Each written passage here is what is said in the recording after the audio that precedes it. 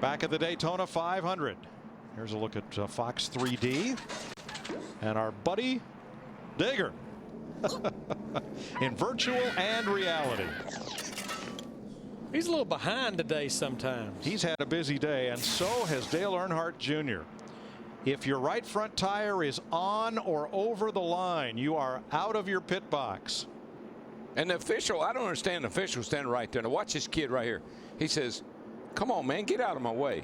And that guy's trying to help him. And you see the right front is on the line. Out of bounds. And again, if they had put that car in the box before they started their work, it would have been no penalty. Down to the Ford cutaway car, Jeff Hammond. Well, Mike, a lot of people are going to ask, what could Jeff Gordon do to maybe fix his tire issue? He's had two situations during the course of the race. One tire was good, the other two not too good. And we talked about it being a camera issue. What that means is the inside of this tire is being overworked. The only way you could fix that would be come down pit road, loosen up the A-frame, and then pull his shim out, allowing this tire to be stood up a little bit more. Now, we all know that's going to take way too long and cost them a lot of time. One other thing they might be able to do, if they're running the Packer system, the car is traveling a little bit too much, once again, you could always come in and add a thin shim to this shock, allowing it not to travel quite as much. Again, keeping it off that inside shoulder of the tire, hopefully making it to go a few laps further, because again, we know how close he was to maybe blowing that right front tire out before he came to pit road. Mike? Thanks, Jeff. There's a look at our Ford cutaway car, our Ask.com Ford Fusion show car, Jeff's pit box, pit condominium, that is. I understand he stays in that on race weekends. Yeah, it's a land of many pieces. And the Hollywood Hotel. They were all together at one time, but he just throws them everywhere. Getting ready for green. Aerial coverage brought to you by DirecTV. Now get over 130 of your favorite channels in high definition from DirecTV. Well, we're going to have about 77 laps to go. We know that teams can make it on one more stop for fuel, but it just seems like we get to about that 25 lap mark. That's where we're flirting with possible tire issues. Not for everybody, just for somebody that doesn't have their car just right.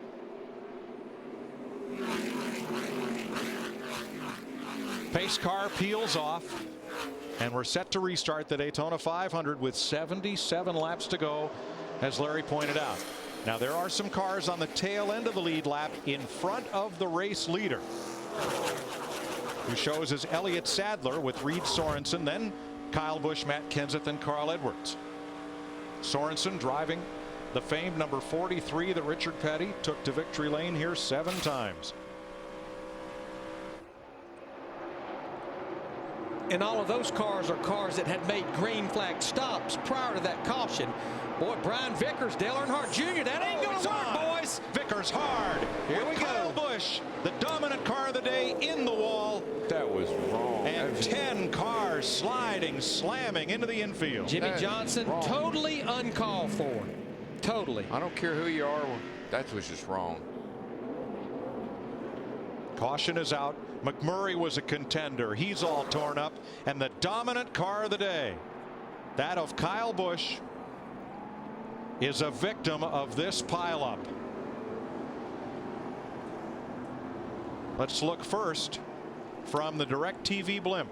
This is the result of a driver that's a little frustrated. All right, there's Brian Vickers. There's Dale Earnhardt Jr. in the 88 right up there at the front on the inside. Coming off 2 down the back straightaway. Jr. gets a good run. Vickers puts a little block on him. And then you be the judge. Let's reiterate the rule. You are not allowed to advance your position below the yellow line. If you are forced below the yellow line, you must come back up and blend in. Vickers puts the block on him, and then Jr. just turns right back into the racetrack, right in the left rear of Brian Vickers. Saw a similar situation like that yesterday in the nationwide race. And the results are a good 8 to 10 race cars torn up. Now Vickers makes a legal move coming down to block Dale Jr. But instead of blending in, Jr. caught the back end of Vickers' Toyota. And of all the cars in that crash, you have to feel for Kyle Busch. He had led 88 laps, far more than anyone else today, but his number 18 is junk. Just all of this uncalled for, mainly with 75 laps to go in this race.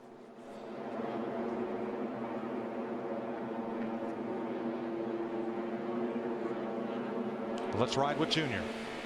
Gonna push you. On the bottom, 3 wide. 2 outside. 2 outside there. Go low. Go low. Go low. There you go. Good job. Jimmy Johnson's view. Outside, no help. Out, in and out, in and out, in and out.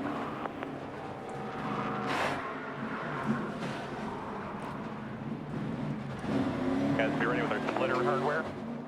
With Denny Hamlin.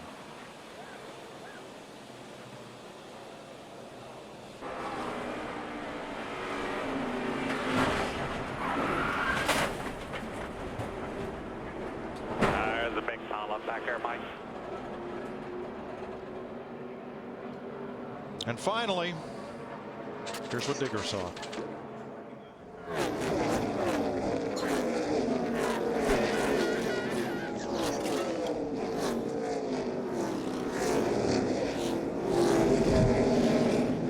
Both of the Gibbs cars were involved, Denny Hamlin as well. And I guess, Darrell, what I would say, putting a block like that on someone with 75 laps to go, I don't know that I agree with that, but that I don't agree with a car just turning off the below the line, just turning in the left rear of another car. No, that's the thing I didn't like. I mean, yeah, Vickers put a big move on Dale Jr. and that's legal. You can do that, and that's why we have a double yellow line back there.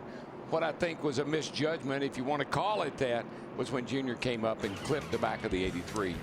Could be a lot of that could have been avoided. Could have been a lot of frustration on his part for what's been a bad day.